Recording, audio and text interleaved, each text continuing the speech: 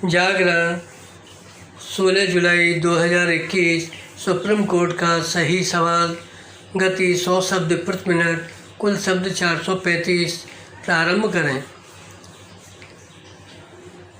राजद्रोह कानून पर सुप्रीम कोर्ट ने यह सही सवाल किया कि आखिर अंग्रेज़ों का बनाया हुआ यह कानून आज़ादी के 75 साल बाद भी क्यों जारी है।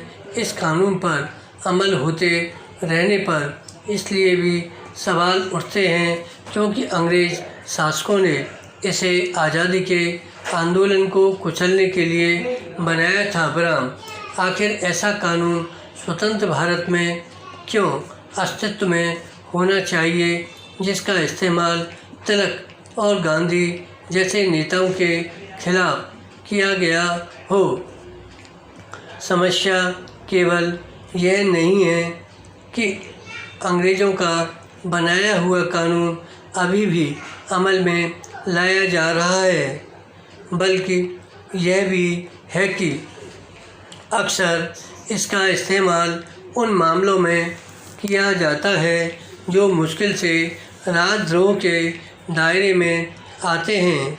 बराम आखिर किसी मामले में अनुचित बयान देने या फिर आपत्तिजनक लिखने वालों के खिलाफ राजद्रोह कानून के तहत कार्रवाई करने का क्या मतलब है।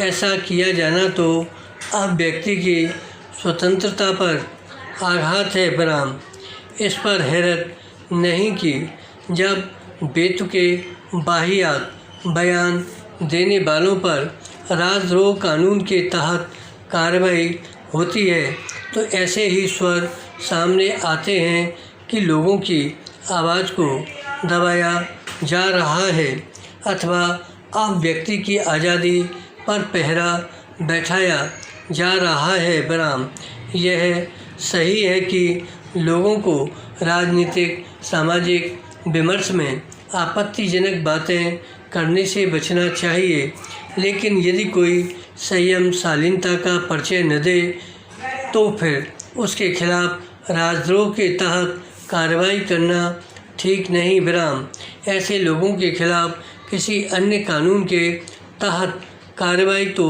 समझ आती है, लेकिन उन्हें राजद्रोही करार देने का कोई औचित्य नहीं। बराम कथनी और करनी में अंतर होता है। बराम इस अंतर को समझा जाना चाहिए।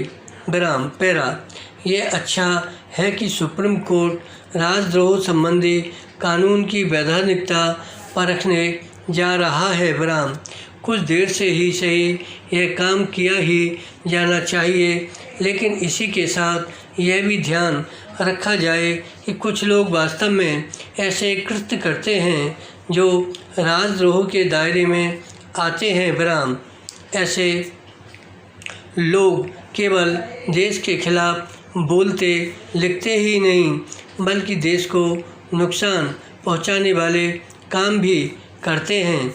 कई बार तो वे कानून एवं व्यवस्था अथवा राष्ट्रीय एकता एवं अखंडता को क्षति पहुंचाने वाली गतिविधियों में लिप्त हो जाते हैं या फिर देश के लिए गंभीर खतरा बने तत्वों की हर संभव सहायता करते हैं। ऐसे लोगों के खिलाफ तो प्रभावी कार्रवाई होनी ही चाहिए।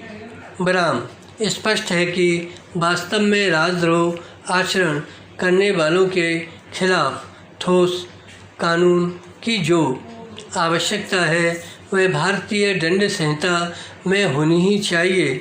इसी के साथ यह भी देखा जाना चाहिए कि अंग्रेज़ों के बनाए ऐसे और कौन से कानून हैं जिनकी समीक्षा आवश्यक है। धन्यवाद।